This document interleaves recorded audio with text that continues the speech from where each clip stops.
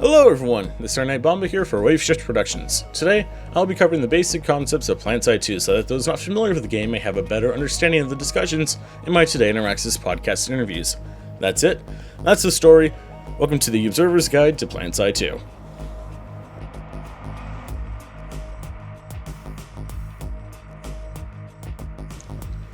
First, what is Planetside 2?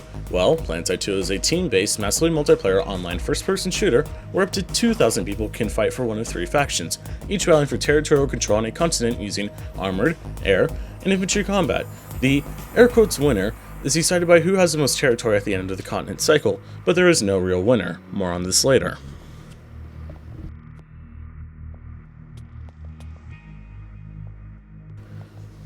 These three factions are the New Conglomerate, or NC, Voting Sovereignty, or VES, and the Terran Republic, or TR. Each has unique aircraft, tanks, and infantry weapons. There is a fourth faction, the Nanite Systems Operatives, or NSO. They fight for the faction with the lowest active player population on whatever continent that player happens to be on. Each faction has exclusive weapons and access to the NSO common pool weapons. NC weapons fire slow but hit rather hard. TR weapons are the opposite, with their high fire rate and low damage. The phrase accuracy by volume comes to mind. The VS use energy weapons with no bullet drop whatsoever.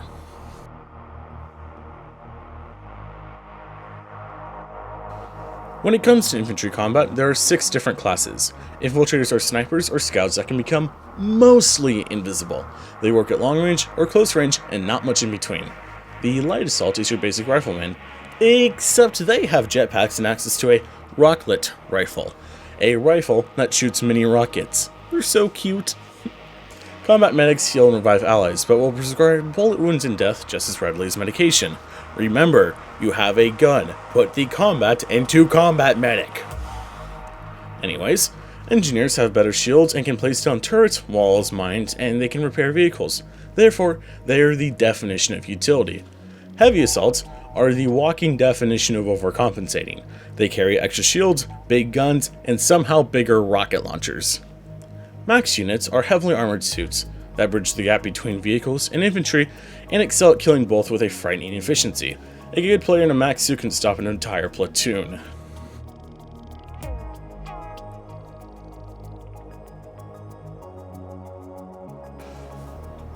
Getting into ground vehicles, every faction has access to the Flash, Harasser, Sundoer, Lightning, and Ant. The Flash is a small ATV or quad bike. It'll get you from point A and it'll get you to point B, but it won't do much else.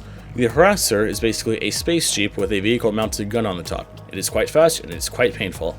The Sundoer, or Sundy, is a support vehicle which can repair and resupply other vehicles or infantry, as well as deploy to become a mobile spawn point. It is the backbone of every infantry push. The Lightning is the definition of float like a butterfly, sting like a bee. If its driver knows what they are doing, they can take on anything else on the field ground-wise. Lastly, the Ant is used for base building, and that will be discussed in a minute. The NSO lack access to the Flash, but instead have the Javelin, which is a hover bike. Rule of cool alone makes it automatically superior. Every faction has a unique main battle tank. The main battle tank, or NBT for the TR, is the Prowler, whose sole design philosophy was, hey, what's better than one big gun? 2 big guns! It turns out this wasn't a terrible idea. It is quite maneuverable and has some insane damage output to it. The NC have the Vanguard. It's slow, and it looks like it's from the Gulf War, but it can take a hit or two. The VS have the Mag Riders. These are the most mobile NBTs, and more importantly, they are hover tanks. Again, rule of cool makes it automatically superior. As for base building, players can use ants to mine cordium, a resource found in crystals that appear across the continent. Once mined and stored in a silo, cordium can be used to build bases, which can give outfits powerful tools like air quotes free orbital strikes. Base building is a bit complex for this video, so let me summarize by saying this. Bases can be problematic enough that a friendly bastion may be the best solution. Bastions will be discussed later.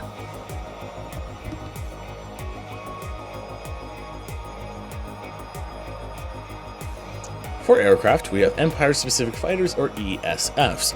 The TR have the Mosquito. It's fast, it's hard to hit, and it's almost more annoying than its real-life namesake. The NC have the Reaver. It flies about as well as a paper airplane duct taped to a brick, but it can have a nose-mounted shotgun. No, I did not stutter, a nose-mounted shotgun. Finally, the VS have size. They strafe well, and they have the smallest hitbox. And while it's not technically cheating to flying one may as well be, just because of how damn well they designed this thing. All factions also have access to 3 other aircraft. The Valkyrie is a small, 6-person transport that is almost as nimble as an ESF. Think of it as an air harasser. The Liberator is a heavy bomber with 3 guns. None of these guns care about you or the armor of your tank. In fact, it's specifically designed to hurt the latter. The Galaxy is a Valkyrie on steroids. It has 4 more guns, can carry twice the number of people, and has a lot more health. They get people from one point to the other in one piece and can repair or restock other aircraft if it is so outfitted. It's basically a Sky Sunday.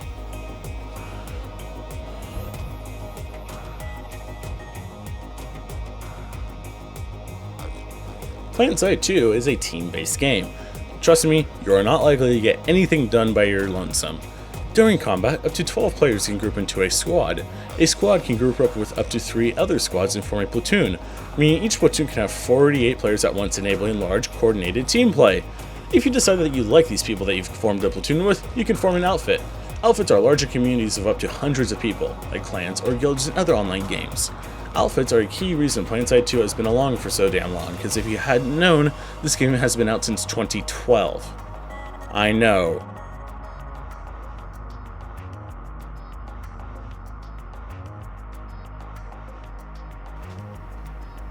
There are more reasons to make an outfit besides wanting to hang out with the people you just had a ton of fun with. There is also outfit-specific weaponry. Periodically, outfits get resources from bases that they helped capture. These resources can be used to build things such as special perks, vehicle spawn points or anvils, giant dome shields or the citadel shields, or steel rain, which can spawn an entire platoon into an area via orbital drop pod.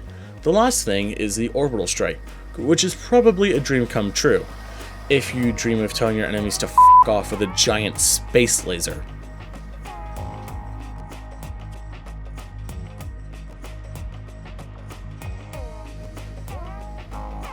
Outfits can also craft 2 vehicles. The first of these is a Bastion fleet carrier. Bastions have a massive armament, the Mauler weapon system. This armament does not care about you or your feelings. In fact, it's specifically designed to hurt both severely. You will find its power quite impressive. For a few seconds. It can hold up to 48 players and spawn fighter craft for each and every one of them. Oh, and did I mention that it's mostly invulnerable? Yes, if you see one, you'd best tactically hide in a corner and cry until it runs out of fuel, or some idiot in leadership gets the brilliant idea to attack it with your entire air force and try to take out its 8 weak spots. Which might be enough to kill it if the Bastion was a decoy and those inside of it were hamsters. Fun fact, that's not the case, and your entire air force is very likely dead. The second of these 2 vehicles is not nearly as impressive, if only because it cannot be described by the words Flying Death Fortress. It's the Colossus tank, which took cues from the TR Prowler, then slapped on a fancy shield and a new coat of paint. 5 guns, anyone? Unlike literally every plane your Air Force had, keyword had, you just need to round up a couple of Colossi and practically delete any Bastion on the map.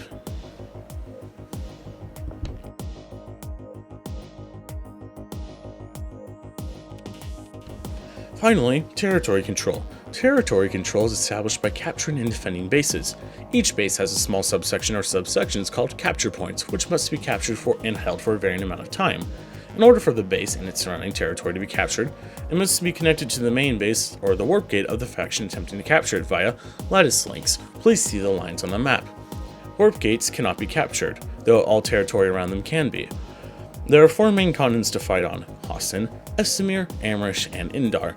These continents periodically change, with 1 or 2 being playable at a time. After some time, a continent will go into an alert phase. When this triggers, there's only about 90 minutes before the continent locks down and a winner is decided for that continent cycle. The winner gets a minor buff until the continent reopens.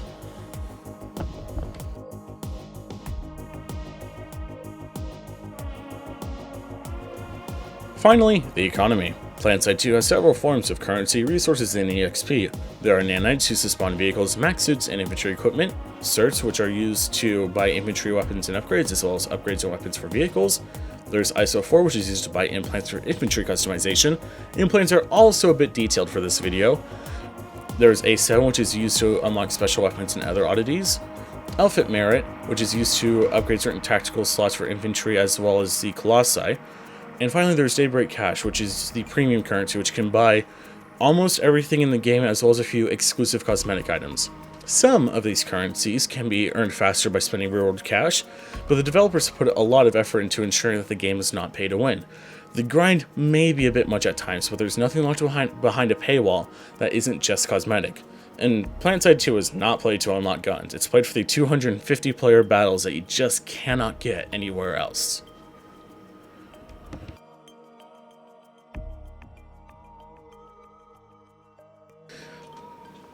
Hey everyone, thank you so much for watching. Before I go, I have a few quick shoutouts I need to make. First, this game is way too big and complex for any one person, especially myself, to take on in one video, especially one that's less than 15 minutes long. If you want to see some of the community events or just want to get a sense of what the community is about, link to the subreddit down below. Also, I'll link Archie TV's Twitch channel down below. Archie is an awesome guy I've had the pleasure of working with a few times over the past few months. He covers and commentates a lot of the community events that happen, and he sometimes streams just general gameplay. He streams regularly, and he streams a lot more than Planetside 2, but he's just an awesome person. I cannot recommend his channel highly enough. If you're looking to get into Planetside 2 and want to know how to optimize your settings, or what to do in your first hour, this and that, Commander Sirius has a guide for you. I can almost guarantee it. Sirius is the go-to man for guides on practically everything in the game. Link to his YouTube channel down below. I've used his guides on way more than 2 occasions, and they rock. Finally, if you're a returning player or just want to see some weapon or patch breakdowns, Kamikaze78 is the community man for detailed weapons or detailed patch breakdowns. Link to his YouTube down below. Cannot recommend him highly enough either. Finally, a few fun facts for you people. Fun fact! This script used to be twice as long. You wanna know who made it not twice as long? Calls from Kraken, former Planetside 2 player and a good friend of mine, another Twitch streamer, link to her channel down below. Kraken, I really appreciate you doing this for me, but you have way too much time on your hands. I didn't even ask her to do it, she just did. Finally, shout out to Johnny Boy, Dim Giant, and the Red Knight. Each of these people is from my outfit, the Army of the Dim Giants on NC Connery, and they each helped with watching the first version of this video and giving me feedback. Johnny Boy and Red don't have content creation channels that I'm aware of, but Dim does. I will link his Planetside project and personal channels in the description below. All of these people that I've mentioned are awesome. Check them out, please. That's all for me. Thank you, everyone. Take care. I'll catch you on the flip side.